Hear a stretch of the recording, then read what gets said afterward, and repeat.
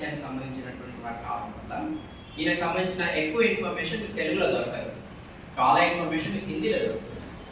Okay, ఈయన రచనలు కానీ, ఈయన వాక్కులు కానీ, ఈయన మాటలు కానీ, ఆయన ఇచ్చిన సందేశం కానీ ఏదైనా కూడా హిందీ భాషలో మీకు ఎక్కువ దొరుకుతుంది. కొన్ని ఆంగ్ల భాషలో ఆయన తెలుగులో కాస్త తక్కువ ఇన్ఫర్మేషన్ దొరుకుతుంది. అయితే నేను ఈరోజు నా పాయింట్ ఆఫ్ వ్యూలో మీ ముందు ప్రజెంట్ చేయదలుచుకున్నాను. వాస్తవానికి అయితే మార్నింగ్ నుంచి డిప్రెషన్గా ఉన్నాను. ఏంటి ఇంత తక్కువ మంది ఉన్నారు, ఇంకా సభ మొదలు కాలేదు. మీరు అంటే నమ్ముతారో నమ్మరు, కానీ క్యాజువల్గా అయితే నేను రాలేదు. నేను సాయంత్రం గదర్ రామకృష్ణ గారు చెప్పినప్పటి నుంచి ప్రిపేర్ అవుతూ ఉన్నాను.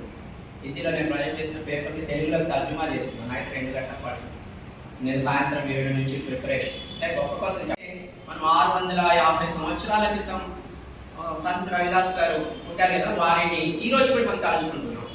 వారి రచనలు కానీ, వారి మాటలు కానీ, వారి సందేశం కానీ ఈ రోజు కూడా మనకు అవసరమని ఫీల్ అవుతున్నాం.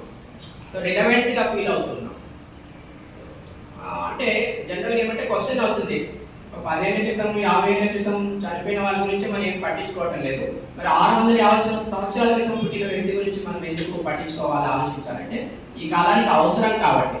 మన సమాజం ఇంకా ఆశించిన స్థాయిలో సమాజం బాగుపడలేదు కాబట్టి, మన వర్గాలు కూడా ఆశించిన స్థాయిలో అభ్యున్నతి సాధించలేదు కాబట్టి, ఇంకా సమాజంలో కులతత్వం కావచ్చు, అసమానతలు కావచ్చు, ఇంకా వేళ్ళూరుకొని ఉన్నాయి కాబట్టి, సమూలంగా కులం అనేటువంటిది నిర్మూలింపబడలేదు కాబట్టి, సామాజిక న్యాయం ఇంకా సంపూర్ణంగా సాధించలేదు కాబట్టి మనకు అవసరం వారి సిద్ధాంతాలు, వారి ఆలోచనలు మళ్ళీ మళ్ళీ మనం మననం చేసుకోవాలి, గుర్తు చేసుకోవాలి, చెప్పుకోవాలి, చర్చించాలి, మాట్లాడాలి. అది ప్రజల్లోకి తీసుకెళ్ళాలి, జనంలోకి తీసుకెళ్ళాలి. ముందు మనం వంట పట్టించుకోవాలి, మన బుర్రలకి మన మనసుకి ఎక్కించుకోవాలి అని నేను ఫీల్ అవుతూ కొద్దిగా సీరియస్గానే ప్రిపేర్ అయ్యి వచ్చాను. బట్ ఏమంటే టైం చూస్తే ఆల్మోస్ట్ భోజనం సమయం అయింది. నాకు హరి నువ్వు కొద్దిగా చెప్పాలి, టైం ఎంత అంటే మధ్యలో కొద్దిగా ఇంటిస్తే నేను స్కిప్ అయ్యాను. ఓకే, సో హిందీ సాహిత్యంలో ప్రధానంగా చెప్పాల్సి వస్తే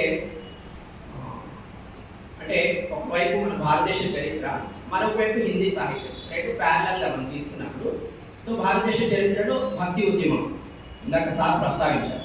అది ఒక గొప్ప రెవల్యూషన్గా చెప్పుకోవాలి భక్తి ఉద్యమం అనేటువంటి. ఎందుకు అని అంటే అప్పటి వరకు సమాజంలో కేవలం కొన్ని కులాల వాళ్ళు మాత్రమే దేవుడికి రిప్రజెంటేటివ్స్గా, దేవుడి ప్రతినిధులుగా, మేమే దేవుడికి ఏమైనా మీరు నివేదించుకోవాలా, చెప్పుకోవాలా, మీరు మా దగ్గర చెప్పండి, మేము దేవుడికి చెప్తాం, మేము మీడియేటర్స్. ఓకే, మేము చెప్తేనే దేవుడు వింటాడు, మీరు చెప్పడానికి లేదు. అసలు మీరు డైరెక్ట్